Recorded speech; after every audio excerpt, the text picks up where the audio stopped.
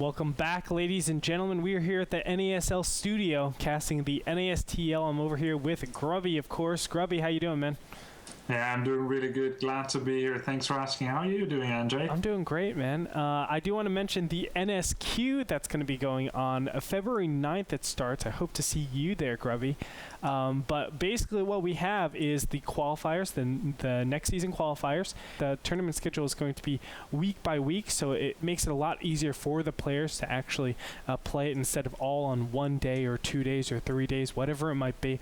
On top of that, a couple of the changes we have as I was talking about before, last game, we have money for every single match. We also have all expenses that will be paid for the finalists.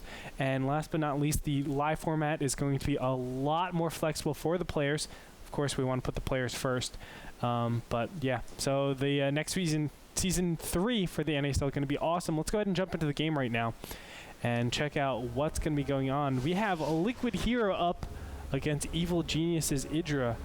And let me tell you, Grubby, I'm so happy to have you on because we have two fantastic Protosses that we're casting right now. We had, of course, JYP last time, and now we have Hero. And what better person than yourself to help us through the casting experience? I can't imagine.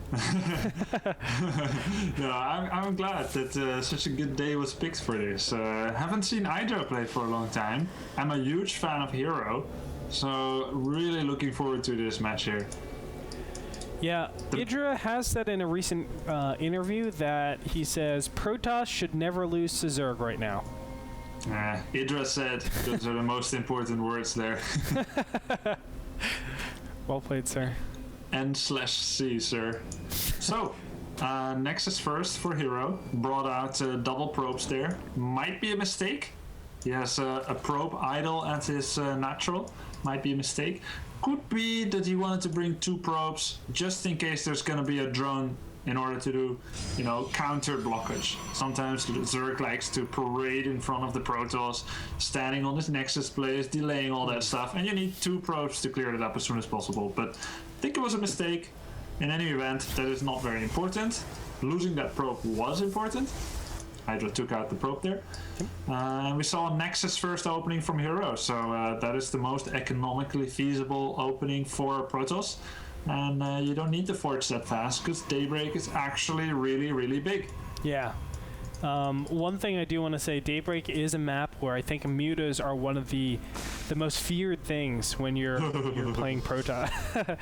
I mean, the sheer, as you said, the space, the distance between the two bases, how the expansions are laid out, it's actually really tough for Protoss to have a nice push where they can, maybe gobble up every single expansion and not have your entire base wrecked. So I think a lot of this game is going to be focused around Hero having pushes or build rather designed to just stop Idra from going to that muta. I think if Idra gets that muta type of composition, he will have all the initiative and all the momentum in this game. Yeah, and I think there has only been maybe one successful example recently in high-level play where the Protoss does not have to mount an attack before the 12-minute mark in order to do a very real or a feint kind of aggression. I remember one guy, I think it was called Brown, maybe Slayers Brown in the GSL, where he was like taking 3rd base before the 10-minute mark and then taking the 4th one around the 10-12 minute mark. I've tried to play around with that. I don't think it's necessarily super feasible. It was on this map, however, but yeah, I do think that Protoss has to attack early. And in the reverse aspect, that is not necessarily true. Zerg does not need to attack Protoss very, very fast. They can choose to do it, however. But again, Daybreak is not the best map for that. So Protoss has that across the map warp-in possibility, so they do have the racial attributes in order to make that possible. And we see a probe moving out here, but is he going to run into Hydra's circling, which was so smartly positioned? Yeah, of course he has to. Ooh, yes, he will, it looks like, and Idra will obviously catch this. Now, I think this is all scouting. What Liquid Hero is trying to do right now is gauge how many drones are being committed over to that 3rd. He's just trying to check exactly where his opponent is. And the reason for that is because he wants to understand if there is the capabilities of something like Muta. He wants to know the timings. He wants to know exactly where his opponent stands. So I like and I agree with this. It wouldn't be considered pressure. I think more of a scouting type of army. Yeah, and I think it's nice that he brings out his early units with the probe.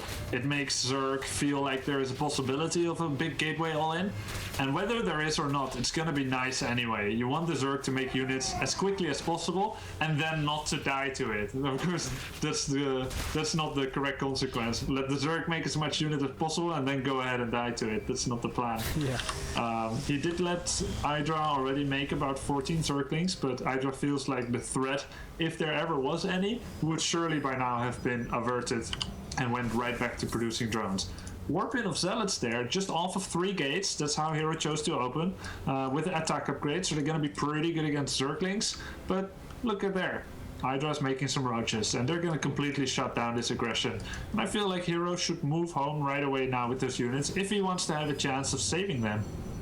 Yeah, and I like this. I mean, forcing the roaches, it just says, okay, my opponent is going to be delayed in going something like Muta. So these are all, measures to not only scout your opponent, but just keep them in an army composition that you want them to go. I mean, roaches, Zerglings, ground forces aren't really too strong. You can see the Zealots are getting cleaned up over here, but they're actually killing a lot. All the Zerglings almost go down, and that's due to the +1 attack that they have. But Roach Zergling, it's not a great map for Roach Zergling. You don't really want to be massing on that. Creep spread can be very difficult. You have a lot of attack paths to go through, and additionally, the sentries are pretty strong on this map when you're going up against mass Roach and Zergling. So we'll see what Idra actually does from here, but overall, I do like the fact that he has gone for it looks like 6 gases already. He's putting down his 5th and 6th gas, and he will be going more towards that, obviously, the tech-oriented type route. Yeah, and I just want to say what kind of effect it had, what Hero did here. You might see that and say, was he, trying to kill Hydra with just 3 gateway zealots? But for a moment there were both 48, 49 workers. That's pretty equal. Usually, if you don't attack at all, Zerg will reach 50 drones when you're at about 42 probes. So that is very advantageous for Hero to at least at that point have been equal. Then again, once they got cleaned up, we saw Hydra quickly shooting on to 70 workers where he is now, and now he's going full Roach production. He's getting Roach speed, he's getting missile attack upgrades. So now Hydra is starting to power up on those units. Will it have been enough? The momentary lapse in making drones, has it been enough? Big Blink Stalker all incoming here. We see it coming off of 7 gateways. We see that Hero stopped at 50 workers. 50 workers is more than 44, which is the absolute minimum for this. He makes 6 probes more. Now coming with 7 gateway, Blink Stalker all in. He's taking out 2 queens right away. But look, Hydra is up 50 supply there, coming with a super important flank. Lots of Blink Stalkers dying here, and Blink Stalker Micro will not be able to take full effect against that type of pincer attack. Yeah, perfect pincer attack. It really disables the power of that Blink Stalker, the mobility with them, of course, blinking back. You can see the Roaches are cleaning up a lot of those Zealots, but is it going to be enough? There's so many Stalkers over here. Blinking back the weak ones in front. Is it going to be enough? I'm not sure. It looks like the Roaches are finally dwindling in their number, but additional units are just streaming forward. And another round of Stalkers coming out here. This is looking really, really good. It looks for Liquid Hero. He's maintained a pretty high Stalker count, but as we look over there, there's a lot of Roaches, a lot of Zerglings over here. Again, that pincer attack is going to occur, but good creep spread there by Hydra, man. I don't know if he should be pushing all the way in here. I know he's buying a little bit of time for those creep tumors to pop up. I think that's exactly what he needs to do. He's starting the +2 missile attack already, but there's already a 2-0 advantage for Liquid Hero. He has the 2nd upgrade. Yeah, but he's not doing the kind of economical damage which you usually require. Think about this. Hydra is still mining off of 70 drones, and he's trading fairly equally here. That is very bad news for Hero, who's just mining off of 2 bases. Even though he is being efficient, Hydra has taken out a lot of those Stalkers, and he's getting more and more Roaches there. Momentary reprieve, though, for Hero, as he's taken out a lot of those Roaches. He's actually doing pretty good now, better than I would have expected. And we were talking about this, as soon as StarCraft counts get really, really high, it almost feels like it's impossible for the Zerg to actually stop them. And you know what? Hero might be at that point right now. Idra doesn't have a lot of units out, 12 roaches under production right now, 13 now. But this one hatchery, this is the economic damage that you were talking about. It's going to go down, and that gives Hero a gigantic advantage, equal bases, and a better army. The upgrades are obviously going towards Hero. +3 weapons attack is being researched. Idra... That was just so well done by Hero. He started off so bad in that first engagement. Look at all those stalkers. They're all deep red. He saved them all on the brink of death, but now he has to run for a while. This fight wasn't very good for him, and it also wasn't very necessary. Able to come straight back in now with his next warp in. Hydra is inching off of creep. Just got roaches. The natural enemy for the stalker is the infestor. Hydra was not able to get it out and has just rage quit the game there in a GG.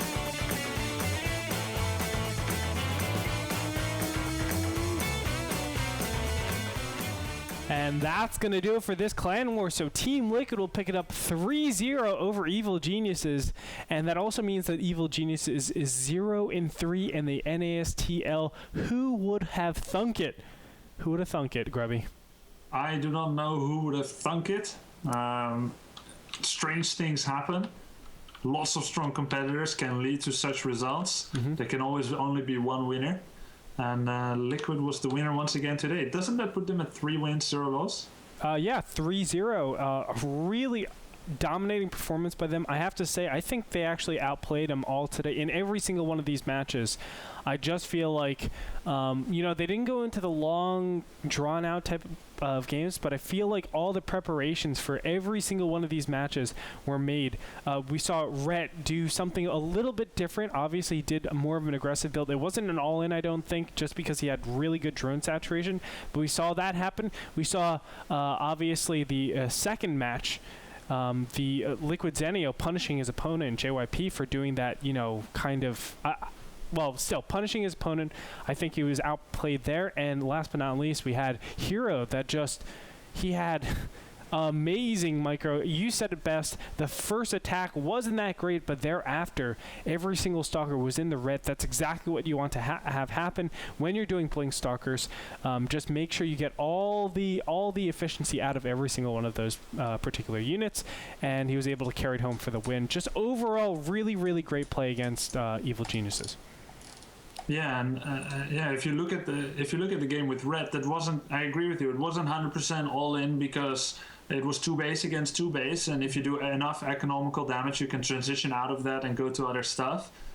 Game 2, I feel like Zenio, he was ready for a long macro game. His attack didn't need to take off his opponent's head. It didn't need to go out and win there right away, but luckily for him, it did. Yep. And this game was a very calculated.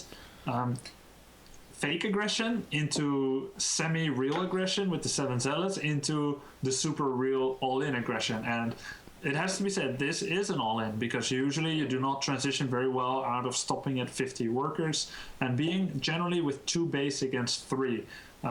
If you ever go back with, pretty job well done, pat myself on the shoulder, I did some damage, killed some Zerg Roach. No, that's not enough. Usually you'll be with 2 base against 3. Zerg will right away take their 4th afterwards, and you're going to get into a long game where, as you said, you might be seeing those Mutalists out on the field roaming the map. Yeah. Or you might even see the Zerg going straight for Infestor Broodlord. All situations that Hero wanted to avoid.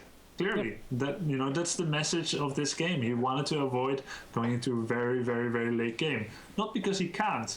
Anyone who has seen him streaming, anyone who has seen him playing in tournaments knows that he has super excellent late game. But he's just giving due respect to the map, to his opponent, to the way the races work, to the way the map works. And he decided, maybe this is a good chance for me.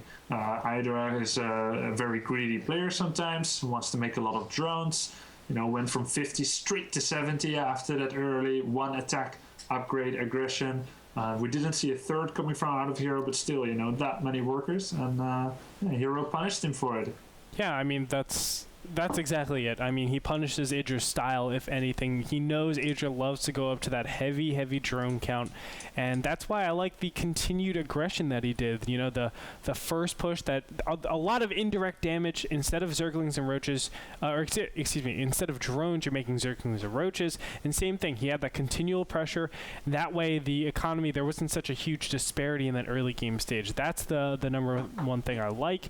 And then obviously, right when the optimal drone saturation hits, I'm coming at you with my huge attack. And Hero definitely showing that he understands his opponent and playing it out perfectly.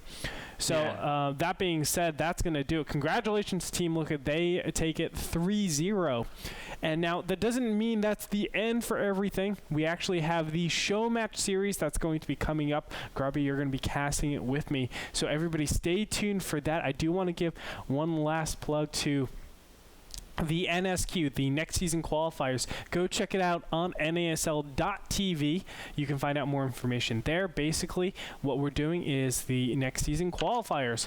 And next season we'll have a lot of different changes, 3 of which is going to be all expenses paid to the finals. The second one is a much more flexible schedule for everybody. We're going to have a live format, but we'll go into more detail a bit later. And the third one, and I shouldn't say it's the Elise, but it's going to be money every single match. That means every single match will be almost like a show match. You know, you will be rewarded every single time you win a game. So definitely stay tuned for that. More information is on the way. NASL.tv. You can also find us on Twitter and Facebook. We are NASL TV. You can follow Grubby by going to Twitter and going over to follow Grubby. Am I right, Grubby? Yeah, if you want to find out if I'm playing in the NASL qualifier or whatever else I'm doing, you can find me at follow Grubby practically every site that exists. Yep. Twitter at follow Grubby, Facebook follow Grubby. You can follow me there for any news, and of course NASL is at NASL TV. Yep. So that being said, we're going to take a short break, and we will be back with the show match, the Sunday show match series. So everybody stay tuned. A lot of action is coming your way.